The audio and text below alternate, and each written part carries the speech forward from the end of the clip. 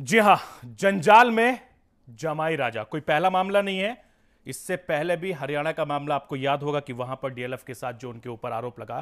खैर, उस पर भी चर्चा करेंगे। हमारे साथ इस बहस की शुरुआत करते हैं। हमारे साथ खास मेहमान है, हमारे साथ अर्जुन मेघवाल है जो बीजेपी के नेता है, सांसद भी हैं, जिन्होंने इस चिट्ठी में शामिल है, जो चिट्ठी लिखने में। हमारे साथ कांग्रेस की नेता अर्चना शर्मा है, हमारे साथ हमारे मैनेजिंग एडिटर अमिताभ अग्निहोत्री जी भी हैं। अर्जुन जी, इस बहस की शुरुआत में सबसे पहले आप ही से करना चाहूंगा, क्योंकि जिन 5 सांसदों ने यह चिट्ठी लिखी है, रविशंकर प्रसाद, अर्जुन जी आप खुद हैं, जेपी नड्डा है, भूपेंद्र यादव है, राजेंद्र अग्रवाल हैं।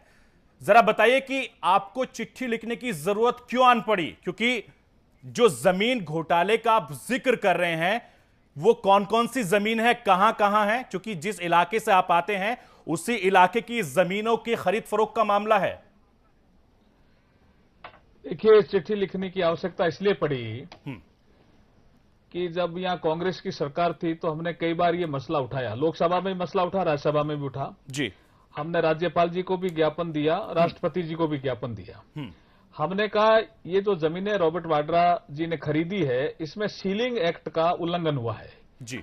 क्योंकि कोई भी आदमी हमारे बारानी क्षेत्र में जो इरिगेटेड लैंड नहीं है वहां 175 एकड़ से ज्यादा जमीन नहीं खरीद सकता। तो इसकी जांच हुई नहीं।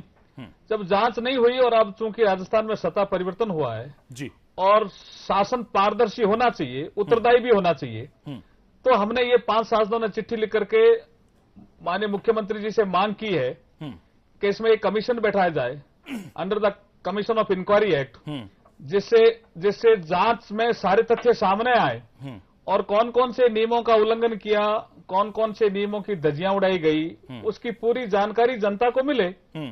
ये हमने डिमांड की है।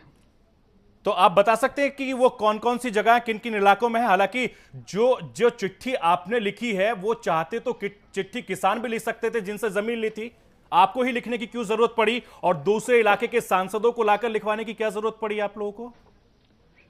नहीं, देखिए, हम ये चाहते हैं कि एक आम आदमी अगर सीलिंग एक्ट का उल्लंघन करे तो उस पर कार्रवाई होती है। नहीं, सीलिंग एक्ट के बारे में तो सब जानते हैं, जो राजस्थान में सीलिंग एक्ट है उसके बारे में सब जानते हैं। जो मेरा सीधा सा सवाल है, वो इशू है, वो इशू है। तो ये इसमें खास आदमी में सीलिंग एक्ट की छूट क्यों दी गई? हम ये उल्लंघन की छूट क्यों दी, ये हम जानना चाह रहे थे। नहीं, पहले साहब ये तो बता दीजिए कि जमीन है कहां कहां, कितनी है, ये तो बता दीजिए। आप आपने चिट्ठी तो लिख दी, उस चिट्ठी में ये भी तो बताइए कि साहब इन इन जगहों पर जमीन है, इन इन किसानों से जमीन खरीदी है, इतनी जमीन इस किसान से ली है, उतनी जमीन उन किसान से ली गई है, वो तो बताइए, क्योंकि उसका बचाव करने के लिए अर्चना शर्मा जी यहां पर बैठी हैं। बता रहा हूं। हुआ क्या था कि ये बीकानेर के आसपास सनी डेज ज्यादा हैं और 722 कंपनियों ने भारत सरकार के एप्लीकेशन लगाई कि हम सोलर पावर प्लांट लगाना चाहते हैं, हमें जमीन चाहिए जी। और DLC rate 1% of DLC rate पे जमीन देने का प्रावधान था। तो ग्रिड सब स्टेशन के पास उनको जमीनें चाहिए और राजस्थान सरकार को लैंड बैंक क्रिएट करना चाहिए था। वो लैंड बैंक इन्होंने क्रिएट करा। जमीन खरीदने में आपत्ति नहीं है, आपत्ति इसमें है कि एक तो सीलिंग एक्ट का उल्लंघन हुआ, दूसरा उन्होंने सोलर पावर प्लांट नहीं लगाया। अब वो वापिस जमीन किसानों की खरीदी हुई उस कंपनियों को बेच रहे हैं जो सोलर पावर प्लांट। अर्जुन जी, मैं आपके पास आऊंगा, इस पर अमिताभ जी भी बातचीत करेंगे। अर्चना जी वो कह रहे हैं कि जमीन खरीदने में कोई आपत्ति उन्हें नहीं है, आपत्ति इस बात की है कि जो कमिटमेंट किया था वो पूरा नहीं किया।